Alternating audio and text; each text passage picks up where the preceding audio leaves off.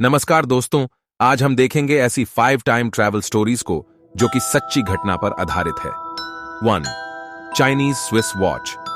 सन 2008 के दिसंबर महीने में चाइनीज आर्कियोलॉजिस्ट्स ने एक 400 वर्ष से भी ज्यादा पुराने पत्थर को तराशा था, जिसमें उन्हें एक अंगूठी जितने आकार की घड़ी मिली। इस घड़ी में समय 10:06 पर रुका हुआ था, और जब इस घड़ी की बारीकी से जांच की गई तो यह पता चला कि यह घड़ी स्विट्जरलैंड में बनाई गई है। लेकिन हैरानी की बात तो यह थी कि 400 वर्ष पहले स्विट्जरलैंड का कोई अस्तित्व ही नहीं था। फिर यह घड़ी स्विट्जरलैंड में कैसे बन सकती है? इसकी जानकारी आज तक किसी को नहीं मिल पाई है। कुछ लोगों का कहना है कि यह घड़ी टाइम ट्रैवलर की हो सकती है, जो समय में पीछे चली गई होगी। 2. Time travelling mummy. मंगोलिया के अल्ताही पहाड़ों में 10 फीट गहरी गुफा में आर्कियोलॉजिस्ट्स को 1500 वर्ष पुरानी ममी मिली थी। यह ममी कोई सामान्य नहीं लग रही थी, क्योंकि ममी के पैरों में लाल रंग के जूते थे और उन जूतों पर 3 सफेद लकीरें थीं, जो आज के समय में एडिडास ब्रांड के जूतों में देखने को मिलते हैं। यह एशिया की सबसे बड़ी खोजों में से एक मानी जाती है और इसको टाइम ट्रैवल की घटना से भी जोड़ा जाता है, क्योंकि उस समय ऐसे जूते कहां से आए हैं इसके बारे में कोई भी नहीं जानता। 3. The Philadelphia experiment. Philadelphia experiment एक मिलिट्री एक्सपेरिमेंट था। इस एक्सपेरिमेंट को यूएस नेवी ने फिलाडेल्फिया के समुद्री इलाके में 28 अक्टूबर 1943 को शुरू किया था। जब इन्होंने लड़ाकू समुद्री जहाज पर एक्सपेरिमेंट किया तो यह जहाज अपनी जगह से अचानक से गायब हो गया, और उसी समय इस जहाज को नाइनर्थ पोल वर्जीनिया में देखा गया। इस जहाज पर एक्सपेरिमेंट इसलिए किया जा रहा था ताकि दुश्मन के रेडर से जहाज को छुपाया जा सके। लेकिन यह दुनिया का सबसे अजीब और चौंका देने वाला एक्सपेरिमेंट था। दरअसल हुआ यह कि इस एक्सपेरिमेंट के बाद यह जहाज टाइम ट्रैवल कर गया, और जब वर्जीनिया में इस जहाज को देखा गया तो जहाज में मौजूद सभी लोगों के अंग जैसे हाथ, पैर और शरीर इस जहाज की किनारियों और दरवाजों में बुरी तरह से फंसे हुए थे, जिसके कारण इनके शरीर को जहाज से अलग करना लगभग असंभव था। मानो किसी टाइम ट्रैवल के दौरान यह घटना घटित हुई हो, और इनमें से कुछ लोग गायब भी हो गए थे, जिनका आज तक किसी को कोई पता नहीं चल पाया है। 4. Flight into the future. यह घटना सन 1935 की है, जब एयर मार्शल सर विक्टर ने अपने विमान पर एक एक्सपेरिमेंट किया था। Air marshal sir Victor Scotland से अपने देश के लिए यात्रा कर रहे थे। तब उन्होंने अपना नियमित रास्ता बदलकर एक अनजान रास्ते से जाने का फैसला किया। जिस रास्ते से वह जाना चाहते थे वह बंद पड़ा हुआ एयरबेस था। ये अपने विमान से आगे की ओर बढ़ रहे थे। तभी अचानक से एक भयानक तूफान आ गया, जिसके कारण उनका विमान अनियंत्रित होकर नीचे की ओर आने लगा। जब उन्होंने अपने विमान को जमीन पर उतारा तो उन्होंने देखा कि बंद पड़ा हुआ एयरबेस पूरी तरह से कार्यग्रस्त था, और वहां पर 4 पीले विमान भी थे, जो कि बहुत एडवांस टेक्नोलॉजी के थे। इसके बाद वह अपने देश वापस लौट आए। लगभग 4 वर्ष बाद जब वह उसी जगह पर एक्सपेरिमेंट करने गए तो उन्होंने देखा कि वहीं 4 पीले विमान और एडवांस टेक्नोलॉजी थी। यह देखकर वह चौंक गए थे, क्योंकि इन विमानों का आविष्कार अब हो रहा था, जिसे इन्होंने 4 वर्ष पहले ही देख लिया था।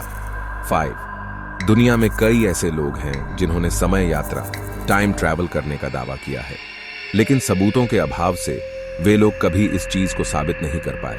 मगर न्यूयॉर्क में 1951 में समय यात्रा का एक ऐसा मामला सामने आया था, जिसमें पुलिस को इतने सबूत मिले कि यह केस रातों रात पूरी दुनिया भर में फेमस हो गया। तो चलिए जानते हैं इस केस के बारे में। समय एक ऐसा फिनोमिना जिसने पूरा ब्रह्मांड को खुद में समेटे रखा है, लेकिन देखने में यह जितना सरल लगता है, इसे समझ पाना उतना ही मुश्किल है। ऐसा माना जाता है कि समय एक ऐसी इकाई है जो निरंतर आगे बढ़ती रहती है। इसे बदला या दोहराया नहीं जा सकता, लेकिन समय समय पर ऐसी घटनाएं या व्यक्ति सामने आते रहते हैं जो ये दावा करते हैं कि उन्होंने समय यात्रा टाइम ट्रैवल की है। लेकिन समय यात्रा का दावा करने वालों पर लोग इसलिए भी विश्वास नहीं कर पाते क्योंकि उनके पास कोई पुख्ता सबूत नहीं होते। लेकिन आज हम आपको समय यात्रा से जुड़ी एक ऐसी घटना के बारे में बताएंगे जिसके अनेकों ऐसे सबूत मौजूद थे जो कि इसे सच साबित करने के लिए काफी थे। चलिए जानते हैं समय यात्रा की इस सच्ची घटना के बारे में विस्तार से। जून 1951 की रात करीब 11:15 बजे न्यूयॉर्क के टाइम्स स्क्वायर न्यूयॉर्क पर अचानक एक शख्स लोगों को दिखाई दिया, जिसने बेहद पुराने जमाने के कपड़े पहने हुए थे। उसे देखकर लग रहा था जैसे वह इस समय का है ही नहीं। वह अचानक इस जगह कैसे आया, किसी को समझ नहीं आया। वह शख्स खुद भी काफी हैरान दिखाई दिया। उसे भी मानो ऐसा लग रहा था कि वह यहां अचानक कैसे पहुंच गया। उसके हाव भाव भी यही बता रहे थे कि वह यहां का नजारा देखकर काफी हैरान है। वह टाइम्स स्क्वायर पर चल रही गाड़ियों को और वहां की चमचमाती लाइटों को बेहद आश्चर्य से देख रहा था। मेट्रो की रिपोर्ट के मुताबिक जैसे ही वह शख्स सड़क के किनारे आने के लिए बीच रोड से चलने लगा, तभी एक तेज रफ्तार कार ने उसे टक्कर मार दी। इससे वह गंभीर रूप से घायल होकर वहीं गिर पड़ा। जब लोग उसे देखने वहां पहुंचे, तब तक उसकी मौत हो चुकी थी। लोगों ने इसकी सूचना पुलिस को दी। जब उस शख्स की तलाशी ली गई तो उसके पास से हैरान कर देने वाली चीजें बरामद हुई, जैसे कि 5 सेंट का एक बियर टोकन, घोड़ा गाड़ी की सफाई करने का एक बिल जिस पर पता लिखा था livery stable Lexington Avenue, livery stable Lexington Avenue. 1951 की किसी भी एड्रेस बुक में यह पता मौजूद नहीं था। साथ ही उसके पास $70 की करेंसी के पुराने नोट और सिक्के भी उसके पास मिले। इसके अलावा उसके पास एक बिजनेस कार्ड मिला जिसके ऊपर नाम लिखा था doctor Rudolph Fens senior, doctor Rudolph Fens senior. उस पर एड्रेस लिखा था 5th एवेन्यू, न्यूयॉर्क। उसके पास एक लेटर भी मिला जिसे फिलाडेल्फिया भेजा जाना था। इस लेटर पर 1876 की स्टैंप भी लगी थी। रुडोल्फ के पास मिली इन चीजों की खास बात यह थी कि ये पुराने समय की होने के बावजूद एकदम नई थी। इस केस की जांच का जिम्मा कैप्टन ह्यूबर्ट वी रिम को दिया गया। कैप्टन ह्यूबर्ट जब उस पते पर पहुंचे तो उन्हें वहां एक ऑफिस मिला।